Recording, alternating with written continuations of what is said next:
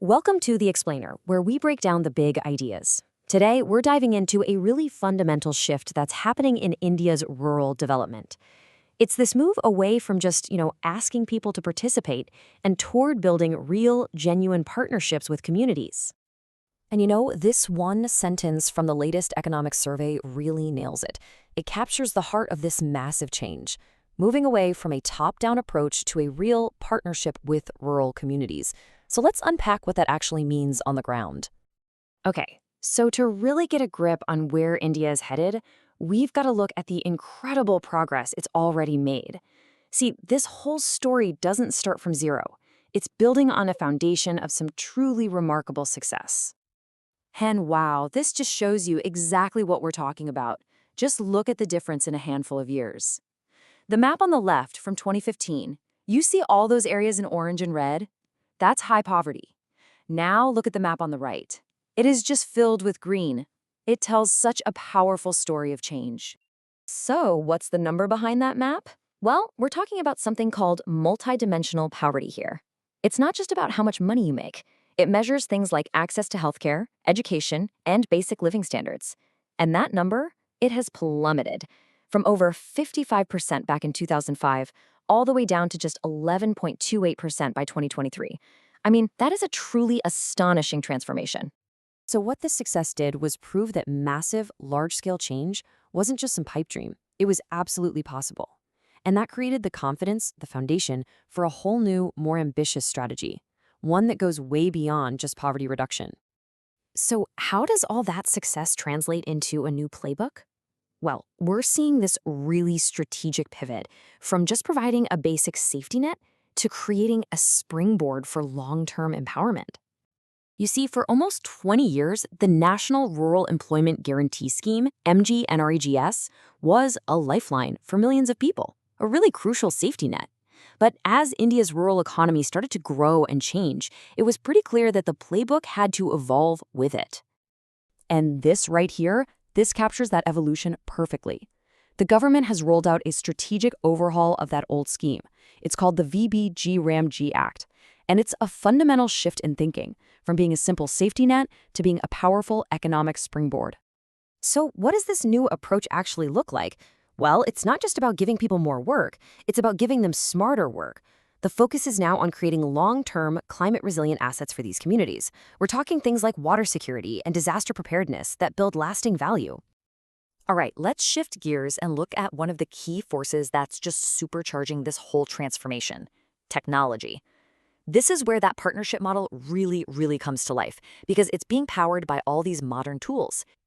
We're at a point where technology isn't some nice-to-have luxury for a few people anymore. It's actually becoming a fundamental pillar of this new partnership. It's the tool that's smashing old barriers and connecting rural communities to the digital economy in ways we have never seen before. And these aren't just some abstract programs with fancy names. Let's take the SVMI TVA scheme. It uses drones to map village properties. And what does that do? It gives villagers clear, legal ownership papers for the very first time. That's a huge deal. They can then use that to get loans and access all kinds of other services. And we're not talking about a small pilot project here. The scale of this is just massive. Drone surveys have already been completed in over 300,000 villages. This is a mammoth undertaking that's not just about drawing lines on a map. It's about securing rights and cutting down on disputes on a national scale. Okay, so technology is one massive piece of the puzzle. The other huge accelerant? It's all about community organization. See, you can have all the tech in the world, but without what economists call social capital, that web of trust and cooperation in a community, it's really hard to make progress stick. What we mean is you're tapping into the social fabric that's already there, the trust between neighbors, that shared history, and you're turning it into a powerful engine for economic growth, right from the ground up. And a perfect example of this in action is the national mission that organizes rural women into what are called self-help groups, or SHGs. These groups become this incredible collective force for both economic and social change. And the impact here, the numbers are just mind-blowing. This community-driven model has mobilized over 100 million households. It's unlocked huge amounts of bank credit, empowering millions and millions of women to become entrepreneurs. It's staggering. Okay, so you've got the tech and you've got the community power. So, what's the final piece of the puzzle that makes this whole transformation sustainable? Well, it all comes down to strengthening governance at the most local level, really deepening that partnership between the state and its citizens. Right? And you know that old saying, you can't manage what you don't measure? Well, that's exactly what the Panchayat Advancement Index is all about. It's a tool that tracks how village governments all over the country are performing on key development goals. And look, this is way more than just some bureaucratic checklist. It's a holistic assessment.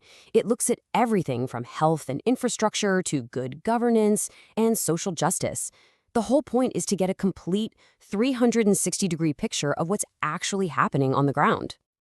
Another really cool part of this new partnership is the focus on bringing back the village commons. You know, those shared community resources like ponds and grazing fields. These things are absolutely vital for rural life and for the local environment, and empowering communities to manage them is a huge step.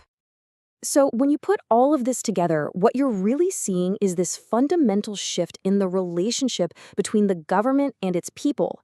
It's not just about delivering services anymore, it's about building a framework of shared responsibility where people are active partners in their own development journey. You know, this whole shift from participation to partnership is one of the most important development stories happening anywhere in the world right now. And its ultimate success really hinges on this final, powerful question. It really challenges all of us to think about how we can truly keep this two-way street of progress going.